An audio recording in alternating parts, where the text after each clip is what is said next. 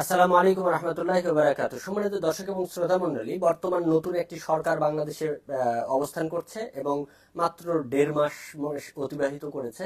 এখন আমার প্রশ্ন হচ্ছে, এই সরকারের সমালোচনা তো অবশ্যই আমাদের করতে হবে, কিন্তু সমালোচনার পদ্ধতিটা কেমন হবে? আমরা কিভাবে সরকারের সমালোচনা করব? এটি একটি খুবই গুরুত্বপূর্ণ বিষয়। সরকারের সমালোচনা যেমন করতে হবে, ঠিক তেমনি সরকারকে সামনের দিকে এগিয়ে নিয়ে যাওয়ার জন্য যে পথ এবং পদ্ধতি রয়েছে, সেই পদ্ধতিগুলোও আমাদের অ্যাপ্লাই করতে হবে। কিন্তু সেটা কি? আমরা এমন কোন ওয়েতে সরকারের সমালোচনা করলে প্রথমতই সরকারের কাজ কি এটা একটু বলে দেই। সেটি হচ্ছে, আমি মনে করি সরকারের প্রথম কাজ হচ্ছে, এখনকার মানুষ সবচেয়ে বেশি অনলাইনে অ্যাক্টিভিটি তাদের বেশি। অনলাইনে মানুষ তাদের মতামত পেশ করে। সরকারের একটি মিডিয়া সেল থাকা উচিত, যে মিডিয়া সেলে তাদের সমালোচনা যারা করে তাদেরকে নোটিস করা হবে এবং তাদের সমালোচনাগুলো তাদেরকে যেন স্ট্রিক্টলি আরো ভালোভাবে তাদের ডেভেলপ করতে সহযোগিতা করে। এই জন্য একটি টিম তৈরি করতে হবে যারা সমালোচনা করে, কোন কোন পয়েন্টের উপর ভিত্তি করে সমালোচনা করছে সেই পয়েন্টগুলো লিখে রাখতে হবে এবং সেই পয়েন্টগুলো নিয়ে রাষ্ট্রের ঊর্ধ্বতন ব্যক্তিরা কথাবার্তা বলবে এবং সেই অনুযায়ী তারা রাষ্ট্রকে সংশোধন করার চেষ্টা করবে বা সংস্কার করার চেষ্টা করবে। সরকারের কাজ। কিন্তু আমরা আলোচনা করব সরকারের, তাদের কি কাজ? প্রথমত সরকারের সমালোচনা আমরা করব কিভাবে করব?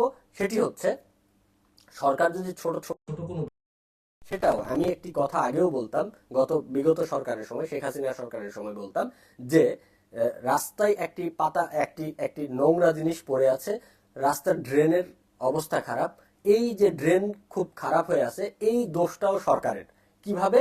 তার কারণ হচ্ছে, সরকারের যেই অর্গানগুলো রয়েছে, যেই সরকারের যেই কর্মচারীগুলো রয়েছে, প্রজাতন্ত্রের কর্মচারী, এই কর্মচারীরা একবারে নিম্ন লেভেল পর্যন্ত, উপর লেভেল থেকে নিচের লেভেল পর্যন্ত কেউ কাজ করছে না।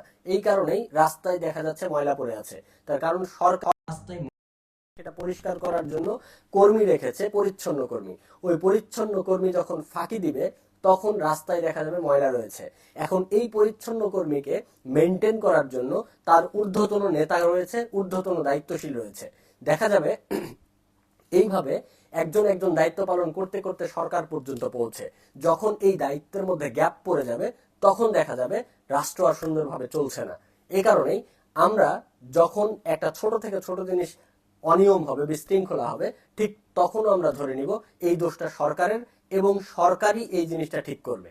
আমি যদি কালকে সরকার গঠন করি, আমারও দায়িত্ব এইভাবেই পরিচালনা করা গোটা রাষ্ট্রকে। ঠিক তেমনি বর্তমান সরকারকেও ঠিক তাই করতে হবে, যে উপর থেকে নিচ লেভেল পর্যন্ত প্রত্যেকটা জায়গায় যেন সুন্দরভাবে চলে, এইভাবেই তাকে আগাতে হবে। তিনি যদি আগাতে না পারেন, তাহলে আমাদের মতো লোকজন তার সমালোচনা করবে এবং সেই সমালোচনা হবে গঠনমূলক। সমালোচনা দুই রকমের হয়।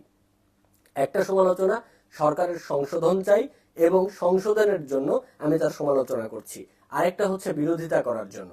আসলেই আমরা চাই বিরোধিতা করার জন্যই যেন সমালোচনা না হয়, বরং আমরা প্রত্যেকে একজন মুসলিম ভাই হিসাবে আরেক ভাইয়ের, একজন নাগরিক হিসাবে সরকারের সমালোচনা করব এই দৃষ্টিকোণ থেকে, যেন সরকার সুন্দরভাবে নিজেকে গুছিয়ে নিতে পারে, সংশোধন করে নিতে পারে।